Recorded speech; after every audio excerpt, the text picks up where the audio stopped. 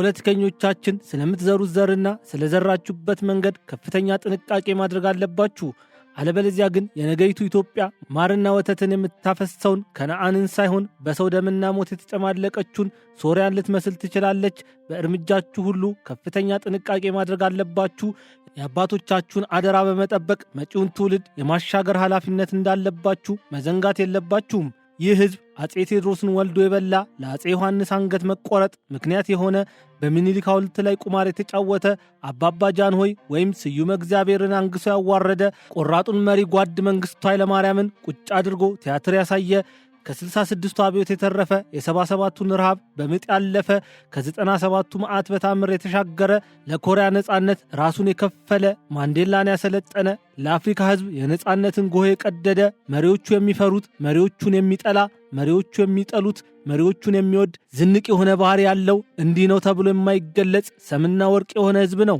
የጎግል ሰርች ባሩ ላይ ሄዳችሁ ኢትዮጵያ ደሃ ሀገር ናት ወይ ብላችሁ ብትጠይቁ ምንም አይነት ማንገራገር ሳያሳይ የስ ኢትዮጵያ ኢዝ ኤ ፑር ካንትሪ አኮርዲንግ ቱ ወርልድ ባንክ ኤንድ ዘ ዩናይትድ ኔሽን የሚል ከስድብ ያልተናነሰ መልስ ይሰጣቸዋል። የኢትዮጵያ መሪ ስትሆን በሀገር ውስጥ ደስታን ልታገኝ፣ በቪየት መኪና ልትሄድ፣ በተንደላቀቀ ኑሮ ልትኖር አሊያም በሚያምር ቪላ ውስጥ ልተኛ ትችላለህ። ግን ወንዝ ስትሻገር ያንተ ቪኤት አሊያም ቅንጡ መኝታ ዋጋ የሌለው ተራና ምንም የማታውቅ ብትቀልድ የማይሳቅልህ ንግግር ሁሉ ልመና ለሚመስላቸው ነጮች አጎብዳጅና ጫማቸውን እንኳን ልትነካ የማትችል ተራ ሰው ትሆናለህ።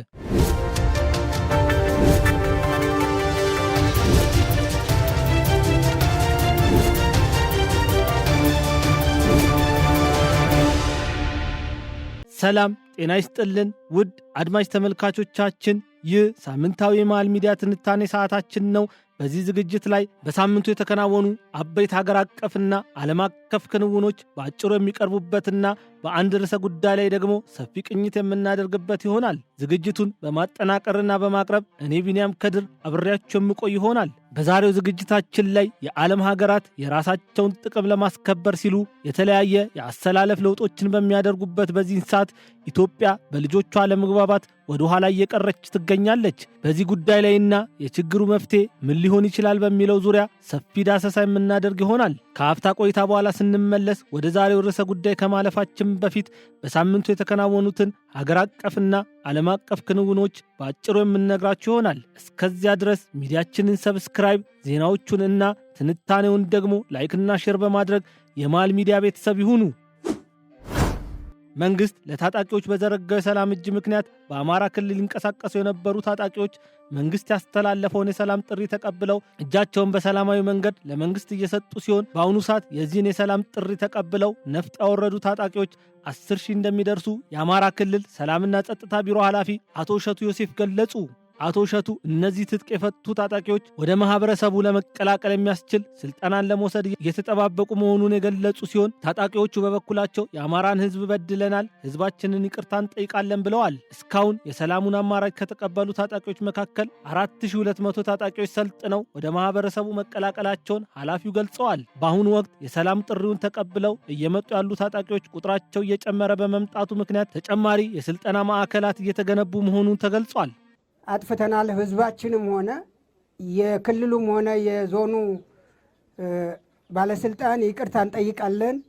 ከዛ በመቀጠል አሁን እንደተባለው ያው ለአንድ ዓመት ከ8 ወር ተጎሳቁለናል። መሪና ተመሪ የለንም። በዛ ምክንያት ያው እኛ ራሳችንን ለማዳን ከዛኛውም ወገን ከዚህኛውም ወገን ሳንሆን በጉስቁል ላይ ቆይተናል። አሁን ግን ራሳችንን ተመልክተን በተለይ ግማሾቻችን ትልልቆች ነን። ቢሆንም መሄድም አልነበረብን ነበር። ያው ራሳችንን ለማዳን ሲባል ሄደናል። አይተን መንግስት ወደ ሰፊ እንደሆነና መንግስትን ቀደም ብለን እናውቀዋለን። መንግስት በሰላም እጅ ስጡ ሲሉን ያው እጅ ሰጥተን መጥተናል። ታሁን በኋላ የምንፈልገው ወንድሞቻችን በቄም ያሉ አሁንም እንደዚሁ እንደኛው እጅ ሰጥተው ወይም ደግሞ በሰላም እንደዚሁ እርቁ ተፈጽሞ በሰላም እንድንኖር በቃን የሚል መልእክት ነው ማስተላልፈው። በአማራ ክልል ራሱን ፋኖ ብሎ የሚጠራው ጽንፈኛ ቡድን እያደረሰ ያለው መከራና ስቃይ ህዝቡ በሚገባው የተረዳ ሲሆን በዚህ ቡድን የማጭበርበሪያ ቃላት ተታለው ወደ ቡድኑ የተቀላቀሉ አብዛኛው አባላት በሰላማዊ መንገድ እጃቸውን ለመንግስት እየሰጡ ባሉበት በዚህን ወቅት የጎጃም ማህበረሰብ እንደዚህ አይነት ውሸታምና ሰውን የሚገድል ሕፃናትን የሚደፍር አባቶችን የሚያንከራትት ፋኖ አናቅም በማለት በዘመነ ካሴ የሚመራውን ጽንፈኛ ቡድን ከክልላቸው ጠራርገው ለማውጣት ውጊያ መቅጠማቸውን በተጠለፈ ስልክ ለማረጋገጥ ተችሏል። እንዲሁም አምርሮ የተነሳው የጎጃም ማህበረሰብ ከፋኖ አባላት የተወሰኑ አባላትን መማረኩ ተሰምቷል። ወስጌ አቤት። ለማን ነው? እንዴት ነህ? አሎ ሰላም ነው? ደህና ናችሁ? እግዚአብሔር ይመስገን። ወደ ኮዞ ዙራ ደውለን ነበር እንዴ? የለም። እዛ ከህዝቡ ጋር ግጭት አለ መሰለኝ። ያ ህዝቡና ፋኖ ግጭት አለ መሰለኝ ነው ማለት። ኧረ እባክህ። አሁን እኮ ደውለው ፋይናንስ ላይ ያሰባስቡ ሄደው በጥሩምባ ህዝቡ ወጥቶ ገጥሟቸው የተማረከም አለ እያለ ነው።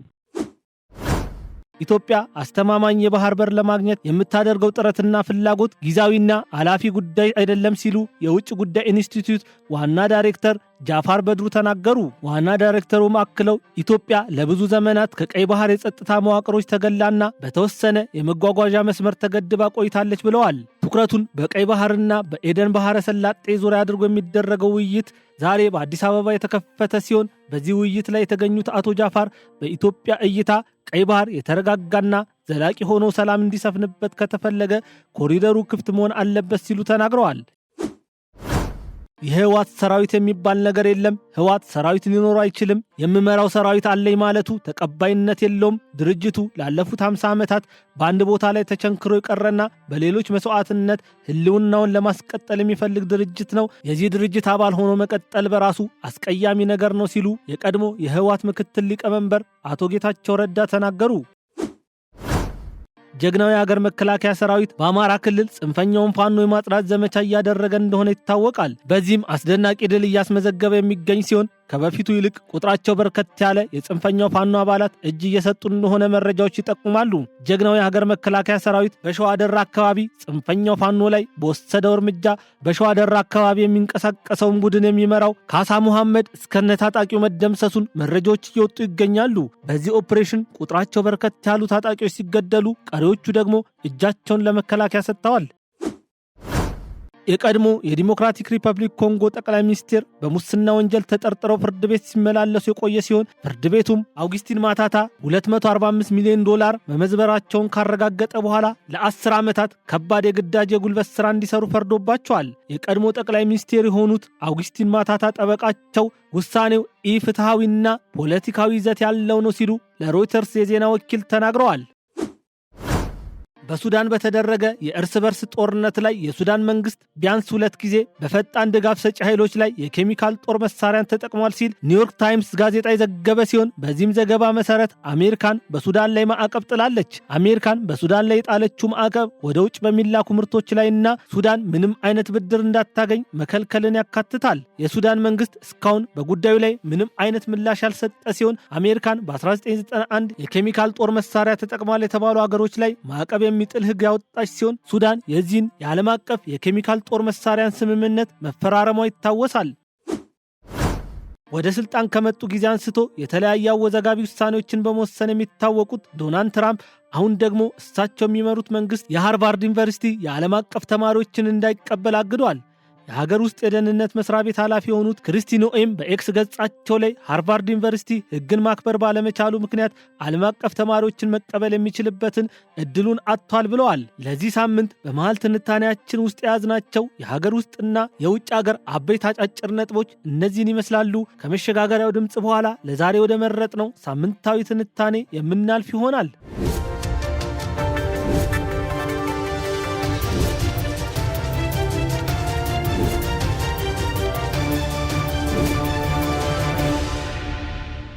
ዘሪ ዘርን ሊዘራ ወጣ፣ ሲዘራም አንዳንዱ በመንገድ ዳር ወደቀ፣ በእግርም ተረገጠ፣ የሰማይ ወፎችን በሉት። ሌላው በአለት ላይ ወደቀ፣ በበቀለ ጊዜም እርጥበት ስላልነበረው ደረቀ።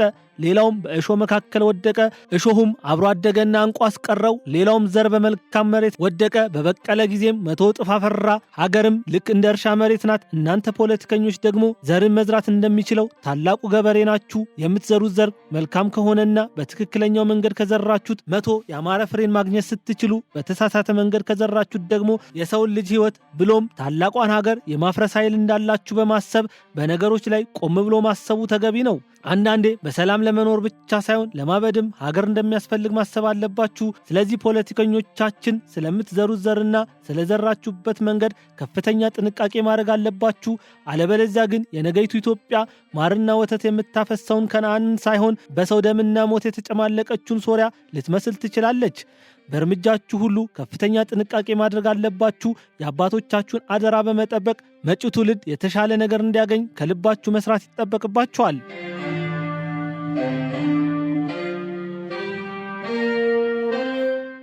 አንድ በፓርላሜንታዊ ስርዓት የምትተዳደር ሀገር 3 ዋና ዋና አካላቶች ያሏት ሲሆን እነሱም ህግ አውጪ፣ ህግ ተርጓሚና ህግ አስፈጻሚ ይባላሉ። ልክ እንደዚሁ አሁን እየኖርንባት ያለችው ምድር እስካሁን በሁለት ዋና ዋና ሀገራት እየተመራች የቆየች ሲሆን የዚህን መንግስት ህግ በማውጣት ዓለምን የምትመራው እንግሊዝ ስትሆን ህጉን በመተርጎም ደግሞ ከፍተኛ ሚና የምትወጣው አሜሪካን እንደሆነች የሳጥናኤል ጎል በኢትዮጵያ የሚለው መጽሐፍ ይናገራል። ይህ መጽሐፍ የወጣውንና የተተረጎመውን ህግ ደግሞ G7 የሚባሉ ሀገራት በዓለም ላይ በሚገኙ ትናንሽ ሀገራት ላይ ተግባራዊ እያደረጉ እነዚህ ሀገራት ዕድሜ ልካቸውን ከብድርና ከልመና እንዳይወጡ በማድረግ ዘላለማቸውን የG7 ሀገራት ጥገኛ ሆነው እንዲኖሩ በማድረግ ከፍተኛ ሚና እንዳላቸው ይናገራል።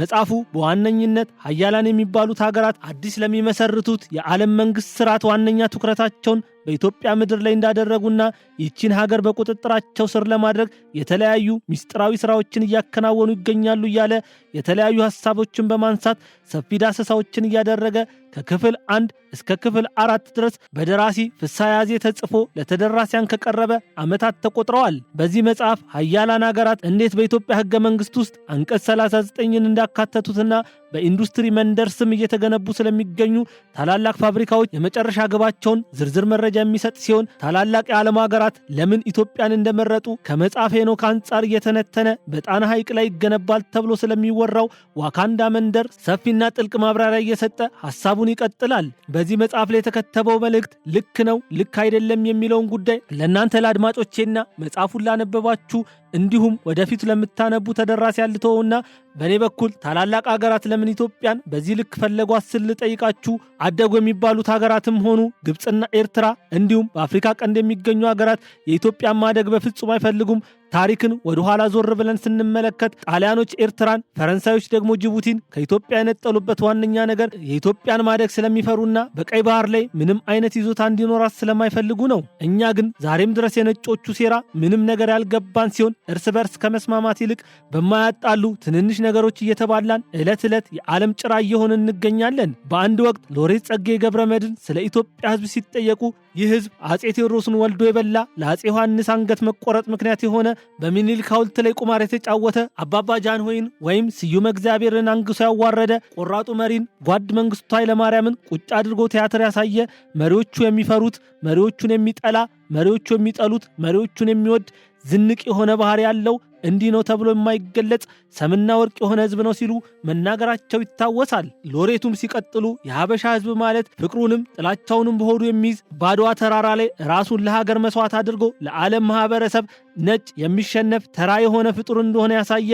ጥቁሮች የሰው ዘር መገኛ መሆናቸውን ያስመሰከረ ከ66ቱ አብዮት የተረፈ የ77ቱን ረሃብ በምጥ ያለፈ ከ97ቱ መዓት በታምር የተሻገረ ለኮሪያ ነጻነት ራሱን የከፈለ ማንዴላን ያሰለጠነ ለአፍሪካ ህዝብ የነጻነትን ጎ የቀደደ በኢየሩሳሌም የራሱ የሆነ ርስት ያለው ለመጀመሪያ ጊዜ አዛንን ያሰማ የአክሱም ሐውልትን ያቆመ የላሊበላ ውቅር አብያተ ክርስቲያናትን ያነጸ የጎንደር ቤተ መንግስትንና የሐረር ግንቦችን የገነባ ንጉሱ ጥለው ሲሰደዱ ለራሱ የጎበዝ አለቃ በመፍጠር ፋሽስትን ተዋግቶ ሀገሩን ነጻ ያወጣና ንጉሱ ከስደት ሲመለሱ የዙፋኑን አልጋ ያስረከበ በራሱ ቋንቋ ፍቅር እስከ መቃብርን የጻፈ በቅዱስ ያሬድ በኩል ዜማን የደረሰ በባዶ እግሩ ሮጦ ኦሎምፒክን ያሸነፈ እውነተኛ መንገድ የእኔ ብቻ ነው በሚል በእናሸንፋለንና በእናሸንፋለን ጎራ ለይቶ አንድ ጥይትና አንድ ወጣት እስኪቀር ድረስ የተጫረሰ ከናቱ ልጅ ይልቅ በመጽሐፍ ለሚያቃቸው አብዮተኞች በማድላት ወንድሙን የገደለ ሀገር ለመገንጠልና ለማስገንጠል እርስ በርሱ የተጫረሰ ጉደኛ ህዝብ ነው ሲሉ ይናገራሉ። እውነትም ይህ ህዝብ ምስጢር የሆነና ምን እንደሚፈልግ እንኳን የማይታወቅ ጠላቶቹን የማያቅ ወዳጆቹን የማያከብር ከሀገሩ መሪ ይልቅ ለጠላት የሚሰራ እንደሆነ በዘመናችንም እያየን ሲሆን ታሪካዊ የሚባሉ ጠላቶቿ ኢትዮጵያን ለማጥፋት ከላይ ታች በሚሉበት በዚህ ሰዓት የአማራው ፋኖ፣ የኦሮሚያው ሸኔ፣ የደደቢቱ ደደቦች ከጠላት ጎን ተሰልፈው ሀገርን ለማጥፋት ጥረት እያደረጉ ይገኛሉ። በዚህ ሰዓት ኢትዮጵያውያን ሁለት ምርጫዎች ከፊታችን ያሉ ሲሆን አንደኛው ምርጫ ልክ ቻይና እንዳደረገችው ጥርሳችንን ነክሰን ረሃብና ጥማታችንን ቻል አድርገን የሀገር ሻጭ የሆኑ ባንዳዎችን አስወግደን ታላቋንና ገናናዋን ኢትዮጵያ መገንባት ሲሆን ሁለተኛው ደግሞ ከባንዳዎች ጋር አብረን ሀገራችንን ለነጮችና ለምዕራባውያን በባርነት አስገዝተን እድሜ ዘመናችንን ለማኝ ሆኖ መቅረት ነው። እንግዲህ ባሪያ ሆኖ ለዘመናት ሲታዘዙ ላለመኖር እርስ በርሳችን መባላታችንን አቁመን ሽኩቻችንን አስወግደን ለስልጣን መባላትን ትተን የሀገር ባንዳዎችን ጠርገን ከሀገራችን እስካላስወጣን ከችግራችን አንላቀቅም። በማንኪያ ሰጥተው በአካፋ ለሚወስዱብን ኩርማን ለግሰው እልፍ ለሚሸምቱብን በነጻነትና በዲሞክራሲ ሰበብ እርስ በርሳችን እንድንባላ ከሚያደርጉ ሴረኞች መጠበቅ አለብን። ዲሞክራሲ ምንድነው? ነጮች በነገሩን ልክ ራሳችንን ለምን እንሸውዳለን? እነሱ በሰፈሩት ልክ ራሳችንን መመዘን እስካላቆምን ድረስ ያለንን ሀብት ለመጠቀም ጭንቅላታችንን እስካላሰራ ነው ድረስ ከትናንትና የሚወሰደውን መልካም ነገር ብቻ ይዘን እስካልተሻገርን ባልኖርንበት ትናንትና መጣላት እስካላቆምን ድረስ እድገት የሚባል ነገር ይናፍቀናል። ወደ ጎግል ሄዳችሁ ስለ ሰሜን ኮሪያው መሪ ኪም ጆንግ ጥያቄ ብትጠይቁ ሰሜን ኮሪያን የሚመራ ሲሆን በሀገሪቱ ዲሞክራሲ የሚባል ነገር አይታወቅም የሚልና ሌሎች ተያያዥ ነገሮችን መልስ አድርጎ ይነግረናል። እውነት ግን ጎግል ከየት አምጥቶ መልስ የሚሰጥ ይመስለናል? ከየትም አምጥቶ መልስ አይሰጥም። ያው ምዕራባውያኑ በሰፈሩለትና ባስቀመጡለት መረጃ መሰረት ስለ መሪው አሉ የተባሉትን ነገሮች ይነግረናል እንጂ ሰሜን ኮሪያ በዓለም ላይ ምን ያክል አስቸጋሪ ሀገር እንደሆነች፣ አሜሪካንን የማትፈራ እንደሆነች አይነግረንም። ሰሜን ኮሪያ አስፈሪ ሀገር እንደሆነች ለማወቅ ከጎግል ይልቅ ስድስተኛው የስሜት ሕዋሳችን የተሻለ ያስረዳናል። ምዕራባውያኑ እጅጉን ሲበዛ ተንኮለኛና ሁሉንም ማህበራዊ ሚዲያዎች ለእነሱ በሚመችና እነሱ በሚፈልጉት መልክ የሚመሩት ስለሆነ ለሰሜን ኮሪያ ህዝብ ያዘኑ በመምሰል ኪም ጆንግን አምባገነን እንደሆነ ለማስረዳት ብዙ መንገድ ሲሄዱ ይታያል። ይሁን እንጂ ሀገሪቱ የደረሰችበትን የእድገት ደረጃ መናገር ሲተናነቃቸው እንመለከታለን። መሐመድ ጋዳፊ መሯት የነበረችው የበረሃ ገነት ሊቢያ ለዜጎቿ መብራት፣ ትምህርትና ሕክምና በነጻ ትሰጥ የነበረ ሲሆን አንድ ሰው ገበሬ መሆን ከፈለገ ደግሞ የእርሻ ቦታና የእርሻ መሳሪያን በነጻ ማግኘት እድል አለው። የዚች ሀገር ዜጋ የለም ማግባት ነው የምፈልገው ካሉ ደግሞ በትዳር ለሚጣመሩ ሙሽሮች መቋቋሚያ የሆናቸው ዘንድ $50,000 በስጦታ መልክ ይቀርብላቸው ነበረ። መኪና መግዛት እንፈልጋለን የሚሉ ዜጎች ከመጡ ደግሞ መንግስት የመኪናውን 50% ወጪ የመሸፈን ግዴታ አለበት። ከዚህ ውጭ ደግሞ በሊቢያ የሚገኝ አንድ ወጣት ትምህርቱን አጠናቆ በተመረቀበት የትምህርት ዘርፍ ስራ እስከሚያገኝ ድረስ በወር በዛ ሙያ የሚከፈለውን ደሞዝ ያክል ከመንግስት ይሰጠዋል። በሀገሪቱ 1 ሊትር ነዳጅ በ14 ሳንቲም የሚሸጥ ሲሆን 40 ዳቦ ለመግዛት 15 ሳንቲም ብቻ ነው የሚፈለግብህ። ይሁን እንጂ ጋዳፊን ምዕራባውያን ስለጠሏቸው ብቻ ጋዳፊ ዲክታተር ነው የሚል ቅስቀሳን በሊቢያ ምድር በማንሰራፋት መላው ሊቢያውያን በመሪያቸው ላይ ሳይሆን በአባታቸው ላይ አመፁ። ጋዳፊም የክብር ሳይሆን የውሻ ሞትን ተቀብለው መላው ሊቢያውያን በአሜሪካን ተታለው በዲሞክራሲ ስም ሀገራቸውን አወደሙ። ዛሬ ላይ ሊቢያ የአማጽያን መናሪያ ስትሆን የአውሮፓውያን መፈንጫም ሆና ህዝቦቿ በሰቀቀን እየኖሩ ይገኛሉ። ለሊቢያውያን ጋዳፊ ጸጸታቸው ብቻ ሳይሆን ደግሞ ማግኘት የማይችሉት መሪያቸው ሆኖ ካለፈ ዓመታት ተቆጥረዋል። 70% የሚሆነውን ከኒጀር የሚገኘውን ዩራኒየም ፈረንሳይ ለኒውክሌር ማብላያነት ስትጠቀም፣ አብዛኛው የሀገሪቱ ህዝቦች ግን ያለ መብራት በጨለማ ውስጥ ይኖሩ ነበረ። ከዚህ ውጭ ፈረንሳይ ከኒጀር ላይ 1 ኪሎ ዩራኒየም በ$0.8 ብቻ በመግዛት 200 ዩሮ በመሸጥ ታላቅ ትርፍን ስታገኝ ቆይታለች። ይሁን እንጂ በ2023 ዓ.ም በመፈንቅለ መንግስት ፕሬዝዳንት ባዙምን አስወግዶ ስልጣን መያዝ የቻለው ጀነራል ቺያኒ የፈረንሳይን የበላይነት ሙሉ ለሙሉ በማስቆም የሀገሪቱን ሀብት ኒጀራውያን እንዲቆጣጠሩት አደረገ። በዚህ ሰዓት ግን የምዕራቡ ዓለም ሰዎች ጀነራል ቺያኒ ጨቋኝ መሪ እንደሆነ መዘገብና ማውረድ ጀመሩ። አሁን ደግሞ በብዙ አፍሪካውያን እየተወደደ የመጣው በሰሜን ኮሪያው መሪ ኪም ጆንግ የተመሰገነውና በፑቲን እርዳታ እንደሚደረግለት ቃል የተገባለት የ36 ዓመት ወጣት የቡርኪና ፋሶ መሪ ኢብራሂም ትራኦሬ ወደ ስልጣን ከመጣ ገና 2 ዓመታት ብቻ ቢያስቆጥርም ከሀገሩ መሬት ላይ ወርቅ እንደ አፈር ሲያግዙ የኖሩትን ፈረንሳውያንና ምዕራባውያንን ከነዲፕሎማታቸውና ከነሰራዊቶቻቸው እንዲሁም ከነካምፓኒዎቻቸው ማቄን ጨርቄን ሳይሉ ተጠራርገው እንዲወጡ በማድረጉ ምክንያት የተለያዩ ትችቶችን እያስተናገደ ሲሆን በተደጋጋሚም የግድያ ሙከራ እየተካሄደበት ይገኛል። ምዕራባውያኑ እንደዚህ ናቸው። ሀገርን የምትቀይር ከመሰላቸው ከነሱ ትዕዛዝ እንደምትወጣ ከገመቱ መጀመሪያ የሚሰጡት ስም አምባገነን የሚል ሲሆን ሁለተኛ ደረጃ ደግሞ በምትመራቸው ህዝቦች እንድትጠላ ያደርጉሃል። የነሱ ፍላጎት ዘላለማዊ ባሪያ ማድረግና የነሱን ትዕዛዝ እንድትፈጽም ማድረግ ነው። ስለዚህ ቆም ብሎ ተረጋግቶ በማሰብ እኔ እውነት ኢትዮጵያን ከልቤ ወዳታለሁ ብሎ ራሳችንን መጠየቅ ተገቢ ነው። መንግስትን በመጣል በመገዳደል ያመጣነው ለውጥ የለም። የሰከነ መንግስት እንዲኖረን በጋራ መስራት ይኖርብናል። ከሊቢያ፣ ከሶሪያ፣ ከኢራቅ፣ ከደቡብ ሱዳን፣ ከየመን መማር አለብን። እነዚህ ሀገራት እርስ በርስ በመገዳደላቸው ምን አገኙ? ትርፋቸውስ ምንድነው ብለን እንገምግም። እብድ ቤቷን አቃጥላ አሁን በራለኝ እንዳለችው እንዳንሆን የፌዴራል መንግስቱ አማጽያንን ማዳመጥ አለበት። ተቃዋሚዎቹም ደግሞ ለመንግስት መታዘዝ መልመድ አለባቸው። ተያይዘን ገደል እንዳንገባ ጥንቃቄ ያስፈልጋል። ለልጆቻችን የምንተወውን ሀገር ማሰብ ተገቢ ነው ሲሉ ፖለቲከኞች ይናገራሉ።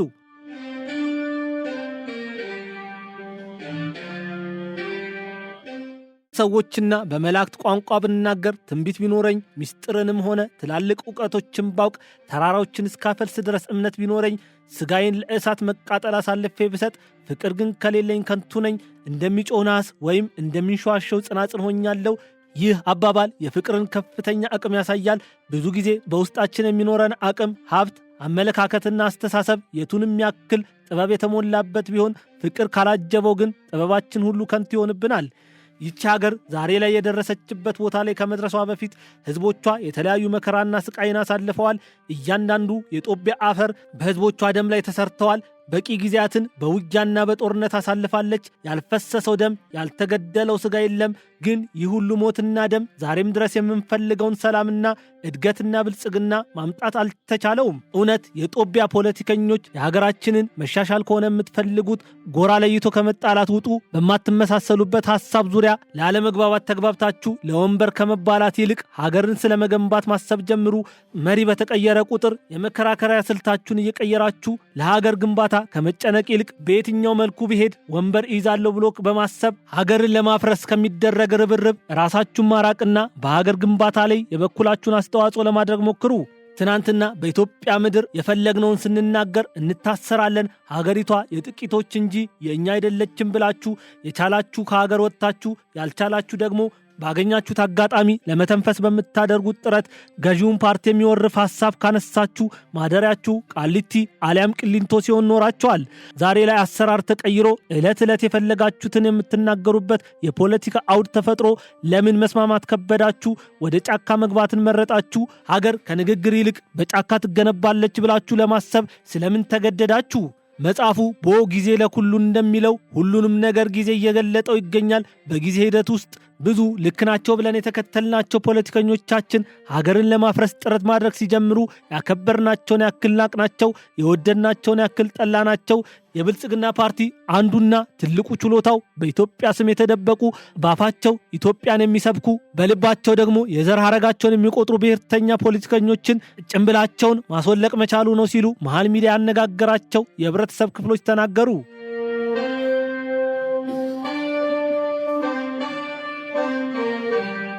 ትናንትና ዘመናዊ ትምህርትን ያልተማሩ የኢትዮጵያ እጆች ላሊበላን ሲሰሩ፣ የአክሱም ሐውልትን ሲያቆሙ፣ የፋሲል ቤተ መንግስትን ሲያንጹ፣ የሐረር ግንብን ሲገነቡ ዛሬ ላይ ተምረናል የምትሉ የቀለሙን ቀንድ የቀደዳችሁ ከትንሹ ደረጃ እስከ ትልቁ ፕሮፌሰርነት የደረሳችሁ ፖለቲከኞቻችን ታዲያ ምን ነው ሐሳብ ለሐሳብ መግባባት ከበዳችሁ? ስለምን መኖሪያችን ስለሆነችው ከሷ ውጭ ወዴትም መሄድ ስለማንችለው ብቸኛዋ ውድ ጎጆአችን ማሰብ አቃታችሁ? ከፍላጎታችሁ ይልቅ ኢትዮጵያን ማላቅ ስለምን ተሳናችሁ? ከወንበር ይልቅ ለምን የኢትዮጵያ መሻሻል ሳያሳስባችሁ ቀረ? እውነት እላችኋለሁ ወንበሩ አንድ ነው፣ መቀመጫውን ፈላጊ ደግሞ እልፍ ሰው ነው። ይህ ደግሞ ከባድ ነው። ሀገርን ለመቀየር የግድ የሀገር መሪ መሆን አይጠበቅብንም። ስልጣኑን ከያዘው አካል ጋር በጋራ በመስራት የምትመኟትን ኢትዮጵያ መስራት ትችላላችሁ። ወዳጆቼ፣ ማንም ሀገርን ይምራ፣ ከየትኛውም ብሔር ይምጣ። ለምን ዘሩን ቆጥረን ለመጣላት እንነሳለን? መማራችን ማንነትን ከመቁጠር ካላወጣን ዶክትሬቱም ሆነ ፕሮፌሰርነቱ የውሸት ተራ ማዕረግ ነው የሚሆንብን። በጣም የሚገርመው ደግሞ የዜግነት ፖለቲካ እናራምዳለን በሚል ጥላ ስር ተጠልለው ትናንትና በስልጣን ላይ የነበረው ትግሬ ነበር፣ ዛሬው ደግሞ ጊዜው የኦሮሞ ሆኗል ሲሉ ይደመጣል። ይህ ማለት የሚናገሩትን የማይኖሩ እንደሆነ ማሳያ ነው ሲሉ ፖለቲከኞቻችን እነዚህን አካላት ሲተቹ ይደመጣሉ። ኢትዮጵያ ትልቅ ዛፍ ስትሆን ቅርንጫፎቿ ደግሞ ህዝቦቿ ናቸው። በዚህ ልክ አስበን የሚመራን ሰው ከየትኛውም ዘር ይምጣ ጥያቄያችን ማንነቱ ሳይሆን ይዞት የሚመጣው አስተሳሰብ ለምድሪቷ ይበጃል ወይ በሚለው ጉዳይ ላይ ያጠነጠነ መሆን ይገባዋል። የፖለቲካ ልዩነታችን የቱንም ያክል የተራራቀና ፍጹም የማይገናኝ ቢሆን እንኳን ነገሮችን አክርሮ ነፍጥ አንግቦ በጠመንጃ ለመነጋገር የሚደረገው ፉክክር የጋራ ቤታችንን ከማፍረስና ከመበታተናችን ውጭ ምንም ሊያመጣልን አይችልም። ስለሆነም እኛ ሳንሰራ ሌሎችን ከመውቀስ እንውጣ። መሪዎቻችን ሰውኛ እንጂ እግዚአብሔርኛ አይሰሩም። ይህንን ስንል ግን አንቆጣጠራቸው፣ እንደፈለጉት ይሁን ማለት ግን አይደለም። ሲሰሩ ማመስገን፣ ሲሳሳቱ ደግሞ ወደ መስመር ማስገባት እንልመድ ማለቴ ነው ሲሉ አቶ በላይ መንገሻ ተናግረዋል።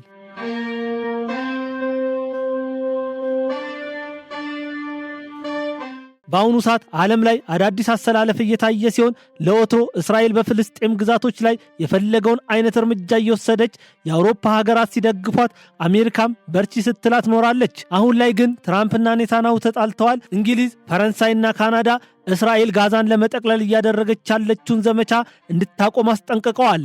ትራምፕም ቢሆን አሜሪካ ፈርስት የሚለውን መርሃቸውን ለማስጠበቅ ከእስራኤል ይልቅ የገልፍ ሀገራትን መርጠዋል። በዚህም ምክንያት ከኳታር መንግስት ለዶናልድ ትራምፕ የቦይንግ ሽልማት የተሰጣቸው ሲሆን ዩክሬን በሩሲያ የሚደርስባት ጥቃት ሳያንሳት ማዕድኖቿን ለአሜሪካን አሳልፋ ሰጥታለች። ፓኪስታን በህንድ እየተደበደበች ትገኛለች። እስራኤል ከፍልስጤም ባሻገር ኢራንን ለመግጠም ቡራ ከረዩ እያለች ትገኛለች። አሜሪካንም ብትሆን ለአያቶላ ማስጠንቀቂያ አዘል መልእክትን ያስተላለፉ ሲሆን አያቶላም የዋዛ አይደሉም። አሜሪካን በእኛ ውስጥ ጉዳይ አያገባትም፣ እምቢ የምትል ከሆነ ግን ክንዳችንን ለመሰንዘር እንገደዳለን ብለዋል። ሰሜን ኮሪያን ብትሆን በየጊዜው በምታስወነጭፈው ሚሳኤል ደቡብ ኮሪያን ስታስፈራራ፣ አሜሪካንን ደግሞ ያንቺን ማዕቀብ ዳቦ ግዢበት እያለች ትገኛለች። ቻይናን ብትሆን ከታይዋን ጋር የገባችው ሰጥ አገባ ተካሮ ወዴት እንደሚያመራ ግራ እያጋባ ይገኛል። አይሆንም የተባለው ነገር እየሆነ ይሆናል የሚባለው ነገር ደግሞ ሳይሆን እየቀረ በሚገኝበት በዚህ ወቅት ሀገራት የየራሳቸውን አሰላለፍ የያዙ ሲሆን ታይቶ በማይታወቅ መልኩ G7 የሚባሉት ሀገራት ዓለምን ለመጠቅለል እርስ በርሳቸው ትልቅ እሽቅድምድም ውስጥ ይገኛሉ። እኛ ግን ከፈራረሱት ሀገራት መማር ተስኖን ዕለት ዕለት በፖለቲካዊ ብሽሽቅ ውስጥ እየተፎካከር እንገኛለን። መንግስት አንድ ነገር አስመረኩ ብሎ ዜና ባስነገረ በሴኮንዳት ዕድሜ የተለያዩ ቅስምን ሊሰብሩና የመንግስትን የሥራ ሞራል ሊያደቁ የሚችሉ ቃላትን በመጠቀም መንግስትን ማሸማቀቁ እየተለመደ የመጣ ሲሆን አንድም ቀን የብልጽግና መንግስት ለሰራው ሥራ ተፎካካሪ ፓርቲዎች ቀና የሆነ ምላሽ ሲሰጡ አይታይም። በጣም ስስታምና ማመስገን የማንወድ መተቸትን ማስተርስ ያደረግን ለስድብ የሚሆን ፋብሪካ በጭንቅላታችን ውስጥ ያስቀመጥን ሚስጥራዊ ማህበረሰቦች ነን። መስቀል አደባባይ ሲፈርስ ኡኡ፣ ፒያሳ ሲፈርስ ደግሞ ታሪክ ፈረሰ፣ ለምን እንጦጦ ይገነባል ከማለት አልፎ ተርፎ የጫካ ፕሮጀክትን ለመገንባት 1.5 ትሪሊዮን ብር፣ እንጦጦ ፓርክን ለመስራት 6 ቢሊዮን ብር፣ ዩኒቲን ፓርክ ለመገንባት 5 ቢሊዮን ብር፣ የወዳጅነት ፓርክን ለመገንባት 5 ቢሊዮን ብር፣ የሳይንስ ሙዚየምን ለመገንባት 10 ቢሊዮን ብር፣ አብሮት ላይብረሪን ለመገንባት 6 ቢሊዮን ብር፣ ታላቁ ቤተ መንግስትን ወደ ሙዚየምነት ለመለወጥ 10 ቢሊዮን ብር፣ የአድዋ ድል መታሰቢያ ሙዚየምን ለመስራት 20 ቢሊዮን ብር፣ መስቀል አደባባይን አፍርሶ ፓርኪንግ ለመገንባት 4 ቢሊዮን ብር፣ የዓለም አቀፍ ኮንቬንሽን ማዕከልን ለመስራት 40 ቢሊዮን ብር፣ የአዲስ አበባ ኮሪደር ልማት አንደኛ ፌዝን ለመስራት 100 ቢሊዮን ብር፣ የአዲስ አበባ ከተማ መስተዳደር ከንቲባ ቢሮን ለማደስ 2 ቢሊዮን ብር፣ ጎርጎራን ለመስራት 5 ቢሊዮን ብር፣ ወንጭን ለመገንባት 5 ቢሊዮን ብር፣ ጨበራ ጩርጩራን ለመስራት 10 ቢሊዮን ብር፣ መታራ ሪዞርትን ለመስራት 30 ቢሊዮን ብር ወጪ ተደረገ እያሉ የሚጮሁ ፖለቲከኞችም አልጠፉም። እነዚህ ስራዎችን ለማድነቅ ባንችል እንኳን አብይ ከስልጣን ሲወርድ ቀሪነታቸው ለኢትዮጵያ መሆኑን ለምን ማሰብ ተሳነን? ሌሎች የሚቀድሙ ስራዎች አሉ። እውነት ነው፣ ሊኖሩ ይችላሉ። ግን በደፈናው የተሰሩ ስራዎችን ከመተቸት በቅደም ተከተሉ ጉዳይ ላይ መነጋገሩና መተቻቸቱ ቢኖር ለኢትዮጵያ የተሻለ ይሆናል። ስለዚህ ፖለቲከኞቻችን ለምትዘሩት ዘር ተጠንቀቁ። ሀገር ከናንተ በላይ እንደሆነች ማወቅ አለባችሁ። መንግስትም ያልፋል፣ የማታልፈው ሀገር ብቻ እንደሆነች በማገናዘብ በማይሆን ነገር መበላላቱን ትታችሁ ለመስማማት ሞክሩ። የጎግል ሰርች ባር ላይ ሄዳችሁ ኢትዮጵያ ደሃ ሀገር ናት ወይ ብላችሁ ጠይቁ። ምንም አይነት ማንገራገር ሳያሳይ yes Ethiopia is a poor country according to World Bank and the United Nations. It is classified as a low income country and a least development country የሚል ከስድብ ያልተናነሰ መልስ ይሰጣቸዋል። ታዲያ የዚች ሀገር መሪ መሆን ምኑ ነው የሚያኮራው? ለጉራም ከሆነ ኢትዮጵያ ውስጥ ትጎርር ይሆናል እንጂ ባደጉት ሀገራት ፊት ለማኝነት ክብር ኖሮት አያውቅም። ሲሰጡ ትበላለ፣ ካልሰጡ ጦምህን ታድራለ። ለማኝ ስትሆን ትተናነሳለ። ሁሉም ነገር በሰጪዎቻችን ልክ የሚመዘን ይሆናል። ሰጡኝ አልሰጡኝ ብሎ በቤት ደጃፍ ላይ አይኑን እንደሚያቆለጨልጭ ውሻ ነው የምትቆጠረው። የኢትዮጵያ መሪ ስትሆን በሀገር ውስጥ ደስታን ልታገኝ፣ በቤት መኪና ልትሄድ፣ በተንደላቀቀ ኑሮ ልትኖር፣ በሚያምር ቪላ ውስጥ ልትተኛ ትችላለ። ግን ወንዝ ስትሻገር ተራ ትሆናለ። ያንተ ቤት አሊያም ቅንጡ መኝታ ዋጋ የለውም፣ ከነጮቹ ጫማ ስር ከመሆን አይታደግህም። ስለዚህ ታሪካችን ተቀይሮ ጎግል ሰርች ባር ላይ yes ኢትዮጵያ ኢዝ ጀነራሊ ሪች ካንትሪስ ከሚል ድረስ እርስ በርስ መባላቱን ትተን ሀገርን በሚያጸና ጉዳይ ላይ ማተኮር አስፈላጊ እንደሆነ ፖለቲከኞች ይናገራሉ። የምድራችን ሀያል ናት ተብላ የምትፈራውን አሜሪካን ሰሜን ኮሪያ ስትፈራት አይታይም። ለምን ይሆነ ብለን ራሳችንን መጠየቅ ይገባናል። ቻይናን ብትሆን ትራምፕ ለጣሉት የታክስ ታሪፍ በእጥፉ በመጣል የአሜሪካንን ሀያልነት እንዴት ልትገዳደር ቻለች ብለን ውስጣችንን መመርመር ይገባናል። ባይደን የረሷትን ሩሲያ ትራምፕ ለምን ፈለጓት ብሎ የብልጥ ጥያቄ ራስን መጠየቅም ተገቢ ነው። መልሱ እጅግ በጣም ቀላለው። እነዚህ ሀገራት በአሜሪካን ተጽዕኖ ውስጥ የማይወድቁና ለማኝ ስላልሆኑ ነው። እኛም እነዚህ ሀገራት የመጡበትን መንገድ ማየትና ከነሱ መማር ይገባናል። ቀኝ አልተገዛንም ብሎ መፈከሩ ጥቅም የለውም። ከልመና መውጣት አለብን። ልመና የሚለውን ቃል ልንጸየፈው ይገባል። ልመናን ለማሸነፍ መስራትና መተባበር ያስፈልጋል። ተቋሞቻችንን መፈተሽ ያስፈልጋል። የትምህርት ሚኒስቴሩ ልጃቸውን ውጭ ልከው ካስተማሩ እዚህ ችግር አለ ማለት ነው። ጤና ሚኒስቴርን የሚመሩት ሰው ልጃቸውን ውጭ ልከው ካሳከሙ ችግር አለ ማለት ነው። የማናምንበትን ተቋም እየመራን ከሆነ ከኛ አልፎ በሌሎች እንዲታመን ከፍተኛ ስራ መስራት ያስፈልገናል ሲሉ ፖለቲከኞቻችን ይናገራሉ። ፖለቲከኞቻችን ከዚህ በላይ ምንድነው የሚቆጫችሁ? ለማኝ ከመባል ውጭ ምንድነው የሚያንገበግበው? ስለዚህ ይህንን ቆሻሻ ታሪካችንን ለመለወጥ በጋራ መስራት ይጠበቅባቸዋል። አሜሪካን ጠላቶቼ ናቸው ካለቻቸው የገልፍ ሀገራት ጋር ለመስራት ካቀደች እንዴት እናንተ የአንድ ሀገር ልጆች ሆናችሁ መስማማት ይከብዳችኋል? ዓለም ተለውጧል። እናንተም አብራችሁ ለመቀየር ሞክሩ። ትልቅ ነበርን፣ ትልቅም እንሆናለን። የዛሬን በዚያ በቃው። ዘገባውን ለማዘጋጀት አልጀዚራን፣ ቢቢሲን፣ ሲኤንኤንን የተለያዩ ማህበራዊ ሚዲያዎችንና የማል ሚዲያ ዜናዎችን በዋቢነት ተጠቅመናል። የዚህ ሳምንት የማል ትንታኔያችን የስካውኑን ይመስል ነበር። ከትንታኔዎቹ ጋር እኔ ቢንያም ከድር አብሬያችሁ የቆየው ሲሆን ከቀሪ የመሃል ሚዲያ ፕሮግራሞች ጋር መልካም ቆይታ እንዲሆንላችሁ በመመኘት ሰላም ለኢትዮጵያና ሕዝቦቿ፣ እንዲሁም ደከመኝ ሰለቸኝ ሳይሉ የራሳቸውን ሕይወት ሰውተው ኢትዮጵያን ላቆሙ ጀግና መከላከያ ሰራዊቶቻችን ይሁን እያልኩኝ በሌላ ትንታኔ እስከምንገናኝ መልካም ሳምንት ይሁንላችሁ።